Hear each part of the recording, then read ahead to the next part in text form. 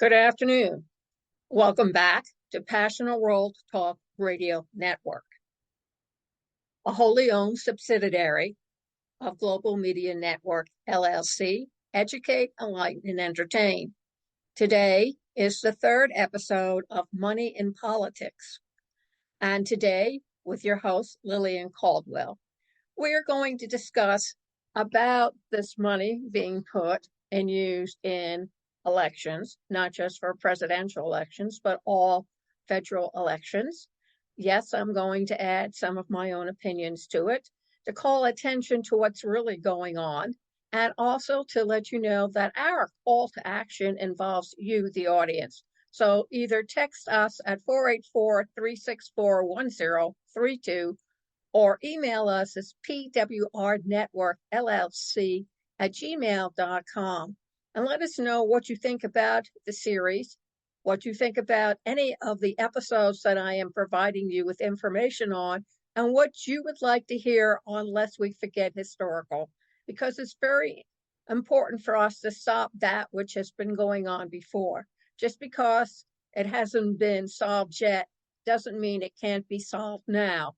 So join me and let me know how you feel about these episodes and what you would like to hear and what you would like me to explore, or who you would like me to get on the program to discuss how they feel or what their opinions are. So starting it off, yes, I'm going to be looking at notes because I'll be taking facts, figures, and stats and names. And unfortunately, I am terrible on all three of them. So I'm going to be referring to my notes. Please understand. In the 2016 campaign for Wisconsin's 1st Congressional District, House Speaker Paul Ryan used $13 million to win a race against his opponent, who only spent $16,000. And that same year, 129 members of Congress spent thousands, hundreds of thousands, even millions of dollars, while their opponents spent little or no money at all. Why? Because their opponents were already defeated before they put themselves out there to be elected. In other words, they didn't bother spending the money because they already talked themselves or were convinced or had their peers convince them that they wouldn't win. So why bother? So it doesn't really change the fact at all that money isn't used to win elections. Let's face it, we've been doing it since 1778, when George Washington served rum punch, and ginger cookies to his constituents to make sure he got voted into office. This is important stuff. In 2017, Bonica, Bonica, published a study that found, unlike the general election, early fundraising strongly predicted who would win primary races. And that matches up with other research that has been taken, suggesting that advertising has a serious effect on how people vote if the candidate buying the ads is not already well known, and if the election at hand is less predetermined along partisan lines. So every time you see those commercials, either Biden or Trump, just remember each is going to try to outspend the other on getting their particular commercials out to you. And of course, the common quote, if you hear something 7 times, by the 8th time, you have it down pat. Listen, when I listen to the commercials for that brain thing or whatever, and they show 2 ladies trying to remember a name, I already know the name because I've heard it so many times that I have it down in my brain department. So I don't understand why you cannot make that relative if you hear to all the commercials that Trump and Biden will be putting out, and maybe another candidate, JFK Jr., who will be putting out, that by the time the election comes, you'll know everything because you got most of your information from the ads. So ads are important. Darrell West, Vice President and Director of Governance Studies at the Brookings Institution, says that advertising is useful for making voters aware that a candidate or an issue exists at all. Really? I thought there were other reasons why they have commercials. Listen, if they were allowed at the Super Bowl, I'm pretty sure for midterm elections, whoever's trying to run for president 2 years from that midterm would start running commercials as well. It's a good way of getting the word out about themselves. A verbal selfie instead of a video. Think of it that way. He also says that once you have people listening in and paying attention to what you have on those commercials, and you're willing to spend a large amount of money, you will get a large return. Another example where money might come in handy and is determined to matter is determining who is capable of running for elective office to start with. Ongoing research from Alexander Fournières, that's Fourniais, professor of public policy at the University of Chicago, suggests that as it becomes normal for campaigns to spend higher and higher amounts, fewer people will run, and more of those who do are independently wealthy. So what is that telling you? This is supposed to be the land of the free, home of the brave, but only the wealthy are allowed to win. And if you're an Abraham Lincoln or you're somebody else from a middle class, the chances that you'll have the opportunity at age 35 or over to run for president is no longer available to you because you are not a wealthy camper. I hate to say it, but the United States is broken up into social economic levels, and everybody pretty much knows what level they belong to. And if you belong to the wrong level, you're not going to get anywhere. So what are you going to do? Charge MasterCard to run a political campaign? Is that even legal? I don't know. The other thing you have to understand, the arms race of unnecessary camp spending can help to enshrine power among the well-known and privileged. Well, we're already doing that between Biden and Trump, right? Unless you're really paying attention to all those ads those gentlemen are throwing out there. West wrote, and I quote, "That may be the business effect of money in politics."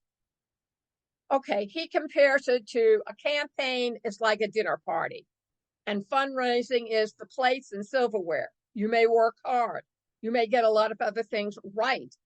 But if everyone is eating a 4-star lasagna off the table with their hands, the party would be a failure. And remember more for what it didn't have than what it did. However, if everybody's paying attention and using their manners, well, then it's a shoo-in. Overall, advertising helps. It's a major expense for campaigns, says Travis Ridout, professor of government and public policy at Washington State University. In 2012 and 2014, the average Senate campaign spent 43% of its budget on ads, and the average House campaign spent 33%. Presidential races spend an even bigger chunk of their budgets on advertising. In 2012, for example, ads made up more than 70% of President Obama's campaign expense and 55% of Mitt Romney's. Now, it doesn't always follow that people are going to win because they're spending a lot of money. But in the long run, if you have enough really good political advertising out there, you will do a lot better than if you do not. In fact, during Rick Perry's 2006 re-election campaign for Texas governor, a team of researchers convinced Perry's campaign to run ads and randomly assign markets and then track the effect of those ads using surveys. And they found that advertising did produce a pro-Perry response in the markets that received the treatment. But it's like studying for a test. If you wait until the night before and cram it, You know everything for the day of the test, and then a week later, you don't remember anything that you studied for the test because the knowledge was gotten at the last minute. And that's pretty much how they compared the ads. Now, Rideout says, in addition, ads probably matter least in the races where campaigns spend the most on them, like presidential elections, because the bigger the election, the more we already know about the people running. They make the example, it's not like anyone in 2016 presidential race was confused about who Donald Trump was or Hillary Clinton. Also, partisan politics are just powerful. In 2016, about 7 in 10 voters identified as either a Democrat or a Republican, according to exit polls. 89% of Democrats voted for Clinton and 90% of Republicans voted for Trump. In the congressional races, most voters are persuadable. Instead, there seems to be a shift from one party to the other, usually more about national waves than what is happening in individual districts. Mr. Banaka said, so the ad run by your would-be congressperson matters less than the overall national sense that this year is really going to swing from one party to another. However, Banaka said, money matters a great deal in elections. Don't kid yourself. It's there. It's been here since we became a nation. It's not going to go away, folks. It's just that when scientists go looking for its impacts, they tend to look in the wrong places. If you focus on general elections, your view is going to be obscured by the fact that 80 to 90% of congressional races have outcomes that are effectively predetermined by the district's partisan makeup. And the people that win those elections are still given the election. So, what is this telling you? It's telling you that if these candidates who are running for office, either nationally or federally, they're going to win. And if you have rich people, wealthy, powerful influencers donating money to you and into the ads you put out, you have a better advantage over everybody else.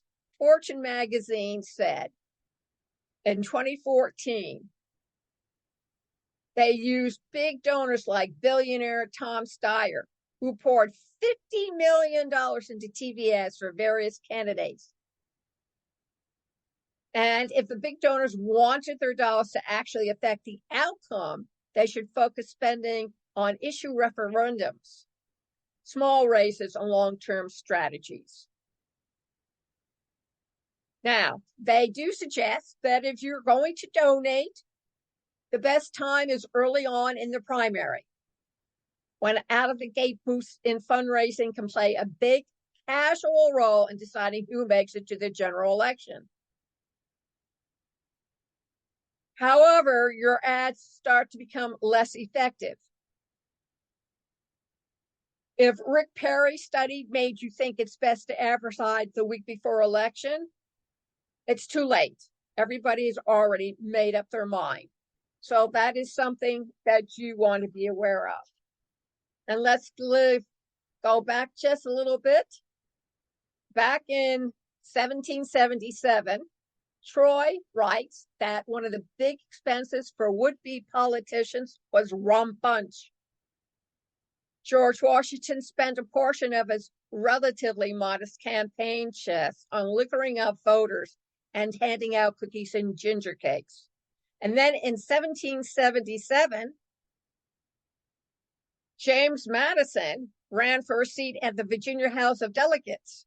And he said, the corrupting influence of spiritual liquors and other treats, inconsistent with the purity of moral and Republican principles. He did not get voted in. In 1829, when Andrew Jackson became president of the United States, almost all white men could vote, no women, no blacks, no Indians, no immigrants. And reaching the broader populace required more spending than it once took.